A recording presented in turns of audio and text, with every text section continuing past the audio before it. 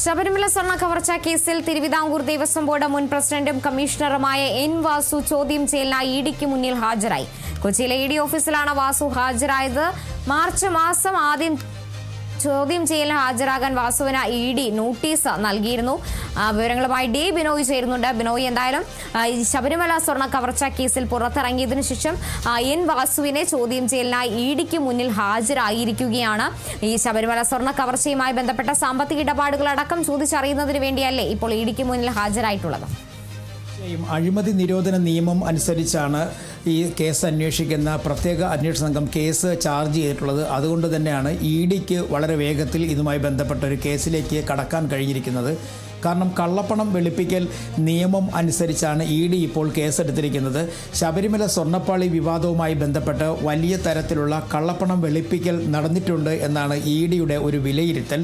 മാത്രവുമല്ല, സംസ്ഥാനത്തിന് പുറത്തു നിന്നുള്ള ആളുകൾ ഈ സ്വർണം നൽകുകയും ഒപ്പം തന്നെ സ്വർണം ഉരുക്കുന്നതിന് വേണ്ടി സഹായിക്കുകയും ഒക്കെ ചെയ്ത ഒരു സാഹചര്യമുണ്ട്. സ്വർണം പൂശിയത് പോലും സംസ്ഥാനത്തിന് പുറത്താണ്.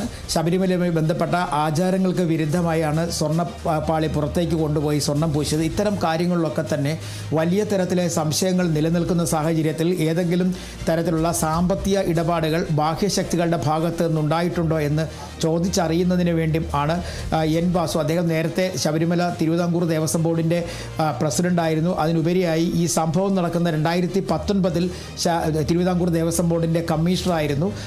അദ്ദേഹം കമ്മീഷണറായിരുന്ന സമയത്താണ് കമ്മീഷണർ നൽകിയ പ്രത്യേക കുറിപ്പിൻ്റെ കൂടി പിൻബലത്തോടു കൂടിയാണ് ഈ ദ്വാരപാലക ശില്പത്തിൻ്റെ മുകളിലുള്ള സ്വർണം പൊതിഞ്ഞ ചെമ്പുപാളികൾ പുറത്തേക്ക് കൊണ്ടുപോയത്. അതിന് തൊട്ട് പിന്നാലെ വലിയ തരത്തിലുള്ള ആരോപണങ്ങൾ ഉണ്ടാവുകയും ചെയ്തു. ഇത്തരത്തിൽ ഈ സ്വർണം പൂശിയതുമായി ബന്ധപ്പെട്ട് ചില ഇടപെടലുകളുണ്ട് എന്ന് പ്രത്യേക അന്വേഷണ സംഘം തന്നെ വെളിപ്പെടുത്തിയിരിക്കുന്ന ഒരു സാഹചര്യത്തിലാണ് ഇപ്പോൾ ഇഡി തന്നെ ഇതൊരു കേസ് ഏറ്റെടുത്തിരിക്കുന്നത്. വലിയ തരത്തിലുള്ള ഒരു സാമ്പത്തിക തിരിമറി നടന്നിട്ടുണ്ട് എന്നാണ് വിലയിരുത്തൽ.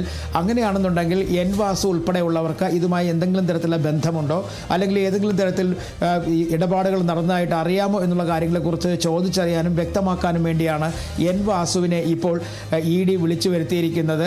കൊച്ചിയിലെ ഓഫീസിലാണ് എൻ വാസുവിനെ ചോദ്യം ചെയ്യുന്നത്.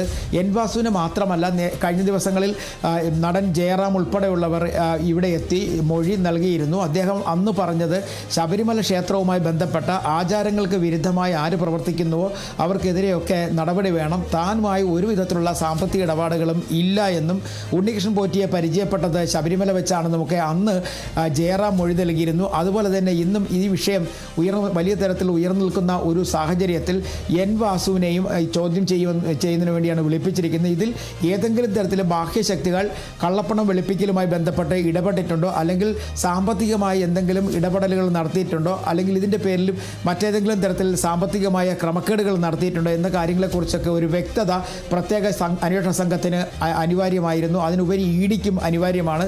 അതുകൊണ്ടാണ് ഇഡി ഇപ്പോൾ എൻ വാസുവിനെ വിളിച്ചു വരുത്തിയിരിക്കുന്നത്. നേരത്തെ സ്വാഭാവിക ജാമ്യം, അതായത് 90 ദിവസം റിമാൻഡ് കാലാവധി പൂർത്തിയാക്കിയിട്ടും കുറ്റപത്രം നൽകാത്തതിനെ തുടർന്നാണ് എൻ വാസു ജയിൽ മോചിതനായത്. അതിന് തൊട്ടു പിന്നാലെ 2 ആഴ്ചയോളം വീട്ടിൽ തന്നെ ഉണ്ടായിരുന്നു. പ്രത്യേക നിബന്ധനകൾ അനുസരിച്ചായിരുന്നു എൻ വാസുവിന് ജാമ്യം നൽകിയത്.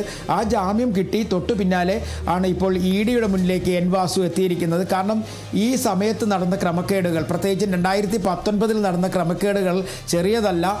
ഇതുവരെയായും പ്രത്യേക അന്വേഷണ സംഘത്തിന് നഷ്ടപ്പെട്ട സ്വർണം എത്രയാണെന്നോ, അല്ലെങ്കിൽ ആ സ്വർണവുമായി ബന്ധപ്പെട്ട യഥാർത്ഥ അളവ് എത്രയാണെന്നോ തൊണ്ടി മുതൽ കണ്ടെത്താനോ ഒന്നും തന്നെ കഴിയാത്തൊരു സാഹചര്യം കൂടി നിലനിൽക്കുന്നുണ്ട്. അതുകൊണ്ട് തന്നെയാണ് ചില ബാഹ്യശക്തികളുടെ ഇടപെടലുകൾ ഇതിനകത്തുണ്ടോ, അങ്ങനെയാണെങ്കിൽ ആ ബാഹ്യശക്തികൾ ആരാണ് എന്നൊക്കെയുള്ളതിനെക്കുറിച്ച് വ്യക്തമായ ഒരു ധാരണ ഈ ഇഡിക്ക് അനിവാര്യമാണ്. അതുകൊണ്ടാണ് ഇഡി ഇപ്പോൾ എൻ വാസുവിനെ വിളിച്ചു വരുത്തിയിരിക്കുന്നത്.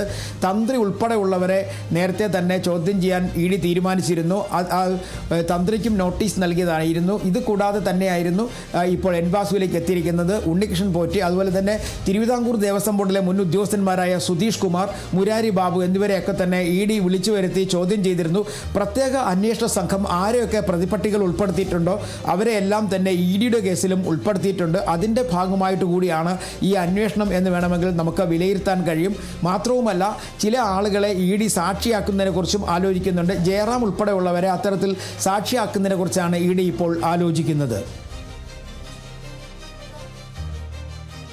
ശരി, എന്തായാലും ശബരിമല സ്വർണ്ണ കവർച്ച കേസിലാണ് തിരുവിതാംകൂർ ദേവസ്വം ബോർഡ് മുൻ പ്രസിഡന്റും കമ്മീഷണറുമായ എൻ വാസു ED ഓഫീസിൽ ചോദ്യം ചെയ്യലിന് ഹാജരായിരിക്കുന്നത്. കൊച്ചിയിലെ ഓഫീസിലാണ് എൻ വാസു ചോദ്യം ചെയ്യലുമായി ബന്ധപ്പെട്ട ഹാജരായിട്ടുള്ളത്.